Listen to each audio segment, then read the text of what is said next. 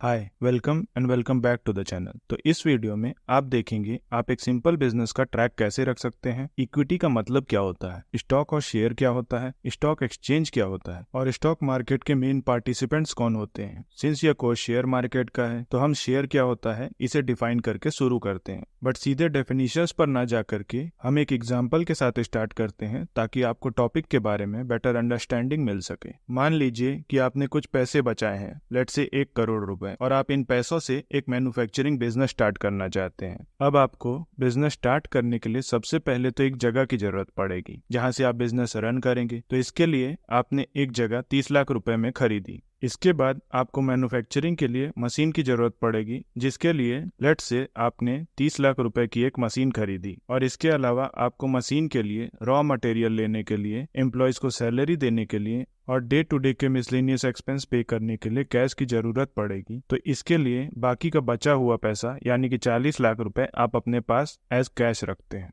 तो 1 करोड़ रुपए की राशि जो कि आपने बिजनेस में इन्वेस्ट की है वो ओनर्स इक्विटी है। ओनर्स इक्विटी, जिसे हम अक्सर सिर्फ इक्विटी भी कहते हैं, उन असेट्स की वैल्यू को रिप्रेजेंट करता है जिन पर ओनर्स क्लेम कर सकते हैं। आसान भाषा में कहें तो वैल्यू ऑफ असेट्स जो वास्तव में ओनर ओन करता है उसे इक्विटी कहते हैं। तो इस तरह आप एक छोटे बिजनेस के लिए एक सिंपल बैलेंस शीट बना सकते हैं। अब मान लेते हैं कि आप सेम बिजनेस को सेम स्केल पर विद एग्जैक्टली सेम असेट्स शुरू करना चाहते हैं, लेकिन अब आपके पास लगाने के लिए केवल 80 लाख रुपए हैं, यानी आपके पास 20 लाख रुपए की कैपिटल शॉर्टेज है। तो अब आप कैपिटल में आई इस शॉर्टफॉल को कैसे फुलफिल कर सकते हैं?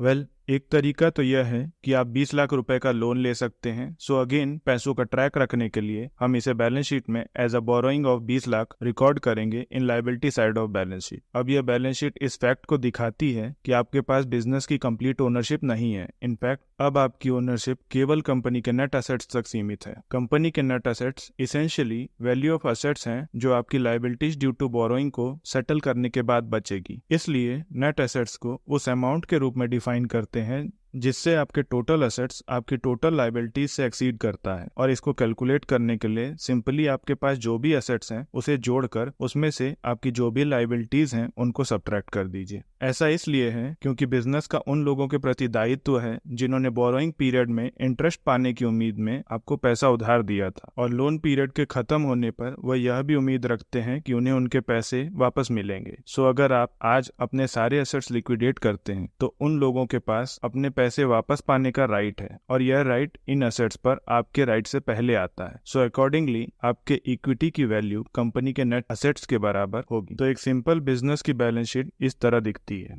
अब शेयर्स और स्टॉक्स इसेंशियली ओनर्स इक्विटी में किसी के परसेंटेज इंटरेस्ट को रिप्रेजेंट करते हैं। अब इसी एग्जांपल के साथ कंटिन्यू करते हुए मान लीजिए कि आप किसी कारण से ये डिसाइड करते हैं कि आप बिजनेस में 80 लाख इन्वेस्ट नहीं करना चाहते हैं, बल्कि आप खाली 40 लाख रुपए ही इन्वेस्ट करना चाहते हैं, क्योंकि आपको 40 लाख रुपए की किसी और पर्पस के लिए जरूरत है। लेकिन साथ ही अपने बिजनेस के साइज को रिड्यूस करके या अधिक पैसे बोरो करके आप अपने बिजनेस की करंट एक्टिविटीज को भी डिस्टर्ब नहीं करना चाहते हैं। तो आपके पास किसी और व्यक्ति को लाने का ऑप्शन है जो आपको यह 40 लाख रुपए दे सकता है और बदले में वो बिजनेस का पार्ट ओनर बन जाएगा। इस पार्टनरशिप को एग्रीमेंट या पीस ऑफ पेपर द्वारा रिप्रेजेंट किया जा सकता है, जिसमें कहा गया हो कि आप 40 लाख रुपए की वैल्यू के एक शेयर के मालिक हैं और आपके पार्टनर के पास एक शेयर है जिसकी कीमत 40 लाख रुपए है। तो अब ये एग्रीमेंट करके आप अपने रनिंग बिजनेस को डिस्टर्ब किए बिना अपना पैसा रिलीज करने में सफल हुए। और ये अरेंजमेंट भी क्लियरली कहती है कि क्योंकि बिजनेस द्वारा इशूड टोटल 2 शेयर में से एक शेयर आपके पास है, सो आपके पास कंपनी के नेट एसेट्स का 50% ओनरशिप है। इसका यह भी मतलब है कि प्रत्येक शेयर होल्डर के पास बिजनेस के प्रॉफिट में 50% का राइट है, और ये नेट प्रॉफिट बोरोवर्स को उनके ड्यू इंटरेस्ट की पेमेंट करने के बाद आएगा। इसलिए लेंडर्स को उनके ड्यूज मिलने के बाद ही आप कंपनी के प्रॉफिट में हिस्सेदारी के हकदार हैं। तो अब हम फॉर्मली डिफाइन करते हैं व्हाट इज स्टॉक और शेयर। तो स्टॉक या शेयर किसी कंपनी या बिजनेस में एक फिक्स परसेंटेज ओनरशिप को रिप्रेजेंट करता है। फॉर एग्जांपल, यदि किसी कंपनी ने 100 शेयर इशू किए हैं और यदि किसी के पास एक शेयर है तो इसेंशियली कंपनी में उसकी 1% ओनरशिप है। इसका मतलब यह है कि आप कंपनी के नेट असेट्स के 1% के मालिक हैं और कंपनी के 1% नेट प्रॉफिट में भी आपका अधिकार है। Generally speaking stocks and shares financial equities को रिप्रेजेंट करते हैं, यानी सिक्योरिटी जो एक इन्वेस्टर को एक पब्लिक बिजनेस में ओनरशिप का एक टुकड़ा देती है। बट वेट, इक्विटी का मतलब क्या है? इक्विटी बेसिकली एक बिजनेस की ओनरशिप है, तो लोगों के मॉनेटरी या नॉन मॉनेटरी कंट्रीब्यूशन के आधार पर बिजनेस को टुकड़ों में बांटा जाता है। यही टुकड़े शेयर कहलाते हैं। तो अब जब आप अपने अंकल को यह कहते सुने कि मेरे पास XYZ कंपनी के 10% शेयर हैं, तो इसका सीधा मतलब यह है कि वह बिजनेस के 10% के मालिक हैं। ये शेयर और कुछ नहीं बल्कि कंपनी की इक्विटी ओनरशिप है।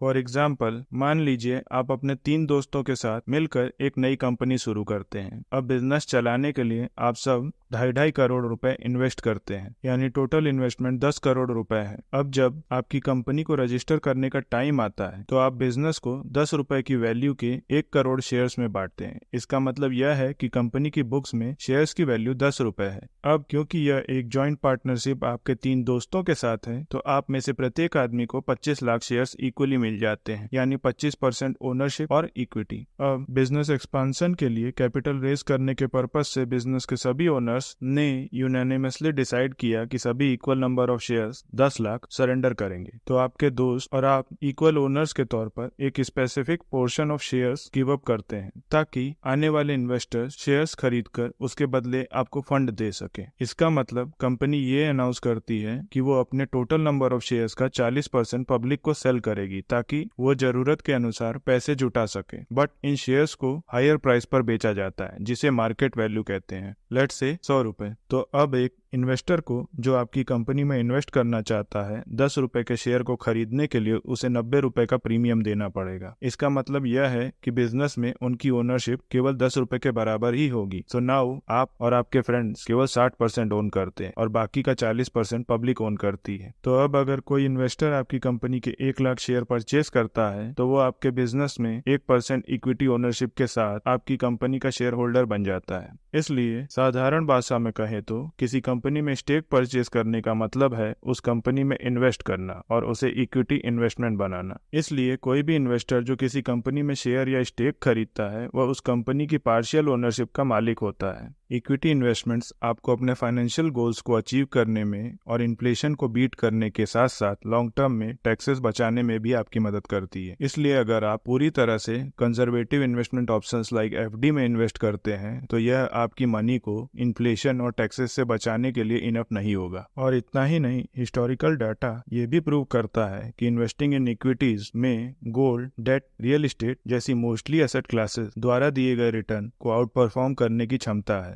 इन सिंपल वर्ड्स, इसका मतलब है कि ओवर द लॉन्ग टर्म किसी भी टाइप का इन्वेस्टमेंट इक्विटीज से बेटर परफॉर्म नहीं कर सकता due to its high potential returns. आइए एक एग्जांपल से देखते हैं। मान लीजिए कि आप 1 लाख रुपए FD में इन्वेस्ट करते हैं, जो कि आपको 6% रिटर्न देता है, जिसपे 30% का टैक्स रेट है। तो इस केस में आपका आफ्टर टैक्स रिटर्न 4.2% होगा। बट अगर सेम अमाउंट इक्विटी में इन्वेस्ट किया होता तो क्या होता? वेल, इन दैट केस अगर आप पोस्ट टैक्स रिटर्न को 10% पर एनम एज्यूम करें, तो 20 साल बाद उसी 1 लाख रुपए की वैल्यू 6.73 लाख रुपए होगी, जो कि FD में खाली 2.28 लाख ही हो पाएगी। तो यहाँ आप देख सकते हैं कि कैसी आपकी इक्विटी इन्वेस्टमेंट की वैल्यू FD से होने वाले रिटर्न से ऑलमोस्ट डबल है। तो अब हमने डिफाइन कर लिया कि स्टॉक क्या है, तो आइए डिफाइन करते हैं कि स्टॉक मार्केट क्या है। तो स्टॉक मार्केट बेसिकली स्टॉक्स का मार्केट प्लेस है, जहाँ विलिंग बायर्स और सेलर्स एक दूसरे के साथ ट्रेड करने के लिए एक साथ आते हैं। यह ट्रेडिंग या तो स्टॉक एक्सचेंज पर हो सकती है, जहाँ एक्सचेंज ट्रेडिंग रिस्क को मैनेज करता है,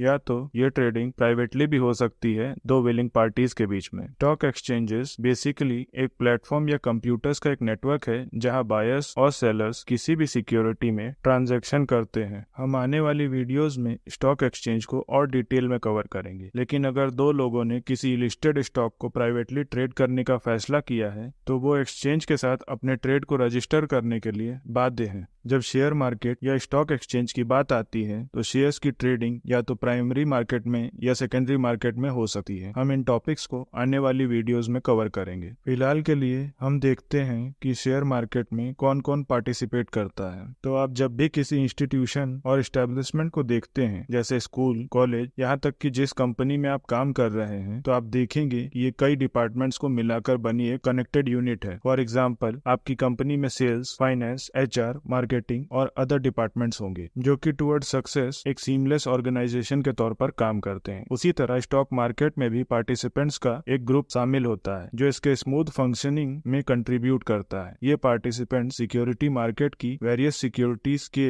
बायर्स और सेलर्स के बीच में एक इंटीग्रल लिंक है। स्टॉक मार्केट के मेन पार्टिसिपेंट्स में regulator, stock exchange, companies, investors and traders और मार्केट इंटरमीडियरी शामिल है। आइए एक एक करके इनको समझते हैं। तो पहला है रेगुलेटर। अगर आप एक डाई हार्ड क्रिकेट फैन हैं तो आप जानते होंगे कि भारत में बीसीसीआई क्रिकेट को गवर्न करती है। बीसीसीआई रिस्पॉन्सिबल है फॉर गवर्निंग एंड इंश्योरिंग कि आईपीएल सहित क्रिकेट के सभी रेगुलेशंस फॉलो हो रहे हैं। सो अगर क्रिकेट जैसे बड़े स्पोर्ट्स को भी गवर्न और रेगुलेट करने की जरूरत पड़ती है तो आपके इन्वेस्टमेंट को क्यों नहीं। शेयर मार्केट में एक रेगुलेटरी बॉडी है जो शेयर मार्केट और इसमें शामिल संस्थाएं जो कि फाइनेंशियल एक्टिविटी में इंगेज हैं उनके कामकाज और निष्पक्षता की देखरेख करती है। इस रेगुलेटर का एम ये इंश्योर करना है कि फ्रॉड को रोका जा सके और अगर फ्रॉड हुआ है तो उसकी थोरोली जांच की जाए। रेगुलेटर्स हेल्प करते हैं मार्केट को एफिशिएंट और ट्रांसपेरेंट रखने में और मोर इम्पोर्टेंटली यह इंश्योर करते हैं कि आप जैसे इन्वेस्टर्स के साथ उचित और ईमानदारी से व्यवहार किया जाए। फाइनेंशियल मार्केट के डिफरेंट सेक्टर्स के लिए वेरियस रेगुलेटर्स हैं जैसे कि ministry of finance, RBI, SEBI, IRDA, PFRDA etcetera. लेकिन इंडियन शेयर मार्केट के लिए रेगुलेटर सेबी है। तो अगर आप सेबी को कैपिटल मार्केट के पार्टिसिपेंट्स के गार्जियन के तौर पर कंसीडर करें तो इस संबंध में सेबी का मुख्य उद्देश्य सभी पार्टिसिपेंट्स और फाइनेंशियल मार्केट एंथुजियास्ट के लिए ऐसा माहौल बनाना होगा ताकि यह इंश्योर किया जा सके कि सिक्योरिटी मार्केट इफिशिएंटली फंक्शन और स्मूथली वर्क कर रहा है। आइए अब शेयर मार्केट के दूसरे पार्टिसिपेंट स्टॉक एक्सचेंज पर नजर डालते हैं। स्टॉक एक्सचेंज को सिक्योरिटी एक्सचेंज के रूप में भी जाना जाता है। यह एक ट्रेडिंग प्लेटफॉर्म है। यह registered stock brokers and investors को इलेक्ट्रॉनिक फॉर्म में सिक्योरिटीज में लेन देन करने की सुविधा प्रदान करता है। भारत में नेशनल स्टॉक एक्सचेंज और बॉम्बे स्टॉक एक्सचेंज दो प्रमुख स्टॉक एक्सचेंज है। हमारी थर्ड पार्टिसिपेंट है कंपनीज। तो स्टॉक एक्सचेंज में आप आज जो भी शेयर खरीदने या बेचने के लिए अवेलेबल देखते हैं वो पब्लिकली ट्रेड होने वाली कंपनीज द्वारा इशू किए जाते हैं। तो जब कोई कंपनी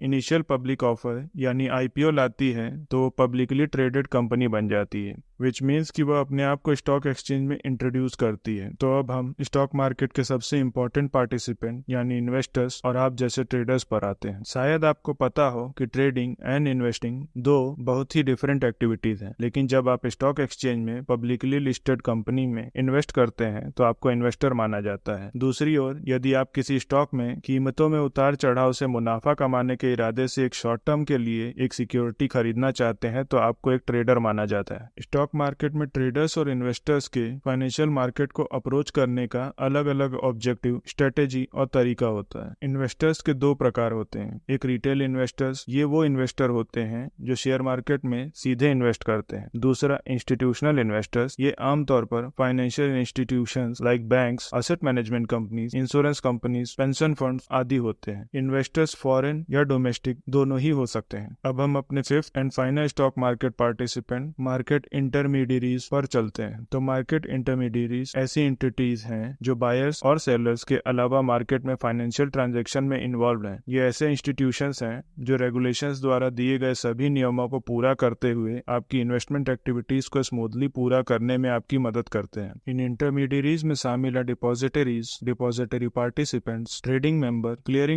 क्लियरिंग हाउस और क्लियरिंग बैंक। तो अब जबकि आपको स्टॉक मार्केट के बारे में अच्छी जानकारी मिल गई है तो नेक्स्ट पार्ट में हम टाइप्स ऑफ स्टॉक मार्केट के बारे में जानेंगे। Well, on that note, thanks for watching the video. Press the like button if you like this video and make sure to subscribe for more videos like this.